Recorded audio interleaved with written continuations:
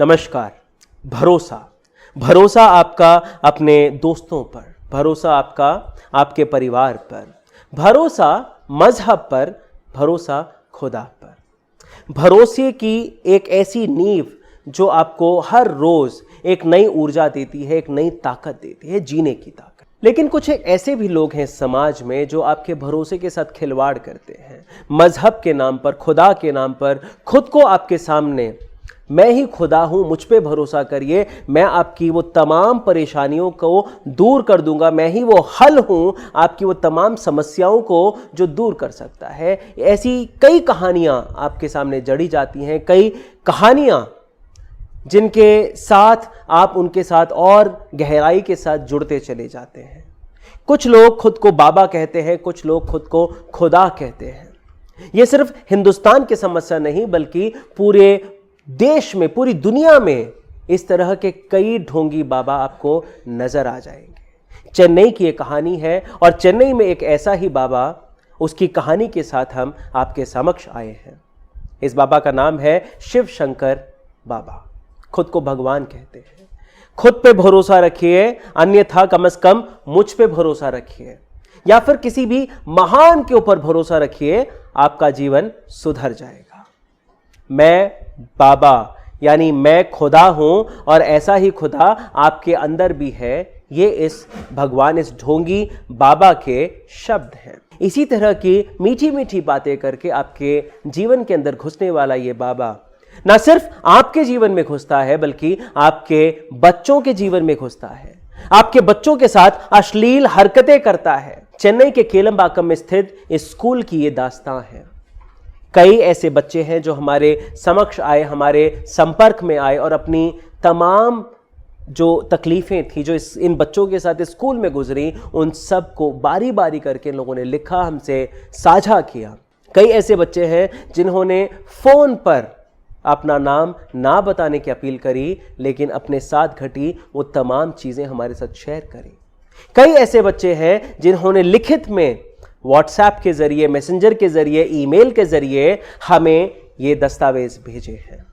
36 पन्नों का ये दस्तावेज हमने इकट्ठा किया है। कई ऐसे ऑडियो क्लिप्स हैं जिनको हमने इकट्ठा किया है। 60 एकड़ में फैली हुई ये जमीन है जहां पे 12वीं कक्षा तक का ये स्कूल है, सुशील हरि इंटरनेशनल स्कूल। कई ऐसे बच्चे हैं जिनको ये चिकनी चुपड़ी बातें किया करता था, उनको चॉकलेट्स दी जाती थी, महंगे महंगे गिफ्ट्स दिए जाते थे, परफ्यूम, बैग, मोबाइल फोन, न जाने क्या क्या। उन बच्चों को इस तरह से बताया जाता था कि आप भगवान का आशीर्वाद लेने जा रहे हैं। जब ये बच्चियां इस बाबा के सो कॉल्ड लॉन्ज में जाती थीं, उस जगह का नाम लॉन्ज रखा गया था। लॉन्ज यानी बाबा का घर जो उसी कैंपस के अंदर है। जब ये बच्चियां वहां जाती थीं, उनको ये बाबा चॉकलेट दिया करता था। उस पानी या फिर जूस जो कुछ भी देता था उसमें एक पाउडर नामक एक नशीली दवा मिला के दी जाती थी। कई लोगों को डरा धमका के सेक्सुअल एक्टिविटीज में ये इन्वॉल्व करने के लिए कहता था और ये कहा जाता था कि अगर बाबा आपको कहीं पर भी छुएं तो वो आपके दुख दर्द को बाहर निकालने के लिए है। ये बाबा उन बच्चियों को तरह तरह के टॉर्चर किया करता था, जगह जगह अश्लील हरकतों के साथ देखा करता था, उनको छुआ करता था। जब ये बच्चियां बाहर निकल के उस स्कूल के वार्डन से कंप्लेंट करती थीं तो ये वार्डन्स भी इस बाबा के पक्ष में कहा करती थीं कि बाबा है, भगवान है, ये आपके तकलीफ को दूर करने का काम कर रहे हैं, आप इन पे शक ना करें। बाबा जैसा कहते हैं, जैसा चाहते हैं, आप वैसा ही करें। अब मैं आपको कुछ एक ऐसे दस्तावेज दिखाना चाहता हूं जो इन बच्चियों ने हमारे समक्ष रखे हैं। एक एक करके सुनिए, आपके रोंगटे खड़े हो जाएंगे। एक बच्ची ने ईमेल में हमसे कुछ एक बातें शेयर करी है, साझा करी हैं। 11वीं 12वीं कक्षा में मैंने इस स्कूल में एडमिशन लिया, दाखिला लिया। बहुत ही एक ब्राइट, होनहार छात्रा थी मैं।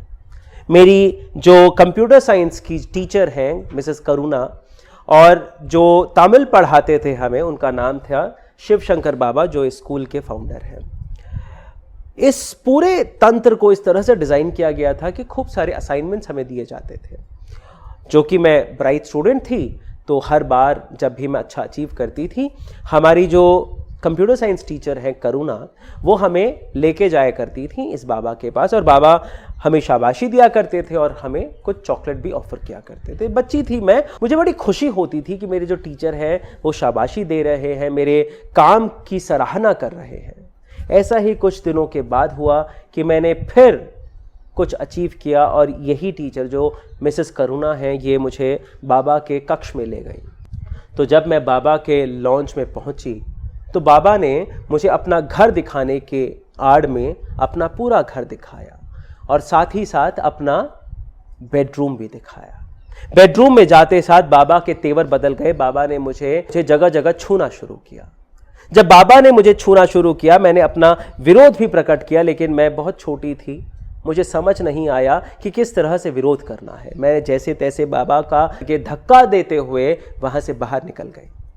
जब मैंने अपनी टीचर से एक बात कही, मिसेस करुणा ने मुझे ये कहकर समझा दिया कि बाबा भगवान हैं और वो आशीर्वाद देना चाहते थे। मैं अपने माता पिता, जिन्होंने इतना ज़्यादा भरोसा किया था और उस भरोसे के चलते मुझे इस स्कूल में दाखिला दिया, मैं खुद इस बाबा को जिस तरह से देखती थी, खुदा की तरह, भगवान की तरह, वो तमाम चूर चूर हो गए। मेरी ये व्यथा इस वजह से बाहर आ रही है क्योंकि मुझ जैसे कई और लोग हैं जो अब बोलना शुरू कर चुके हैं।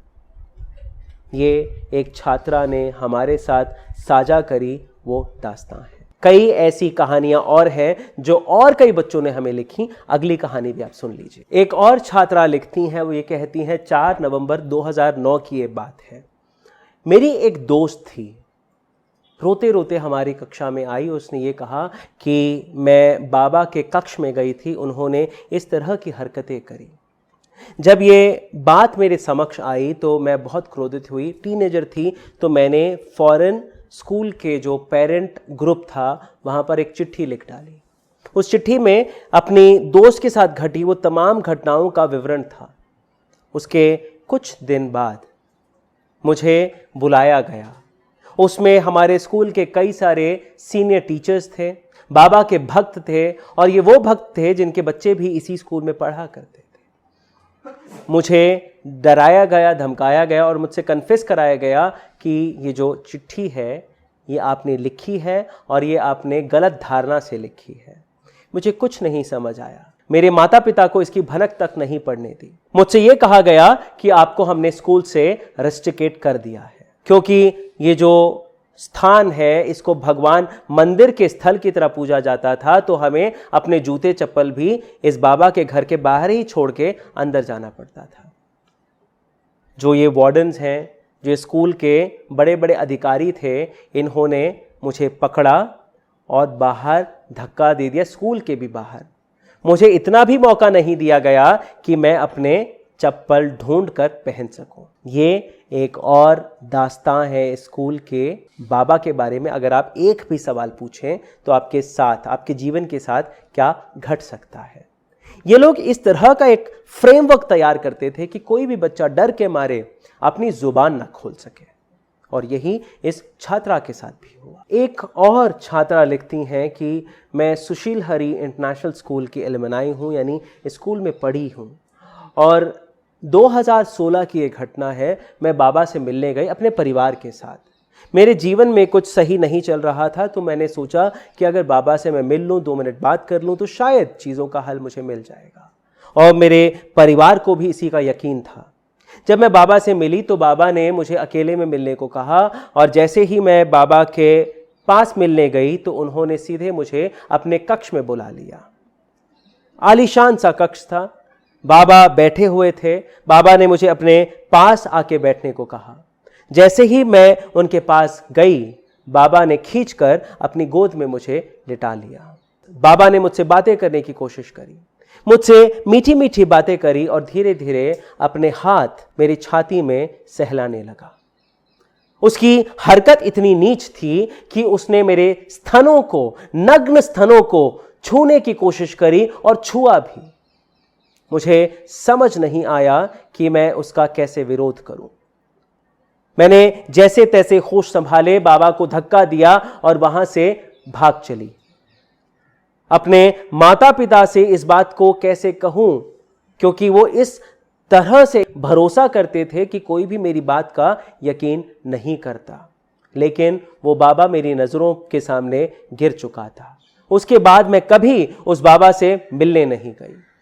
मेरे माता पिता कई अरसों तक इस बाबा पर भरोसा करते रहे, कई समय तक इसके भक्त बने रहे। पूरे जीवन में अपने नज़रों के सामने खुद को कोसती रही। आज जब ये समय आया है तो मैं बेबाक होकर आपके समक्ष अपनी कहानी रख रही हूं। इस बाबा को ना छोड़िए, ये बाबा एक जहरीला सांप है। ये तमाम उन बच्चों को डस जाएगा जो इस स्कूल में पढ़ने जाते हैं। एक और बच्ची की दास्तां है। जो एलिमनाइज हैं, जो स्कूल से पढ़कर बाहर निकले हैं, उन्होंने एक गुट बनाया है। सोशल मीडिया पर इसके बारे में लिखा जा रहा है। कई ऐसे यूट्यूब चैनल्स हैं जिन्होंने हमारी ही तरह इस कहानी को बाहर दुनिया तक पहुंचाने की कोशिश करी है। इन तमाम लोगों के खिलाफ डिफेमेशन केस डाले गए हैं, दर्ज करे गए हैं, मानहानि के मुकदमे ठोक दिए गए हैं। इनको धमकाया जा रहा है कि इन वीडियोस को आप डिलीट कर दें।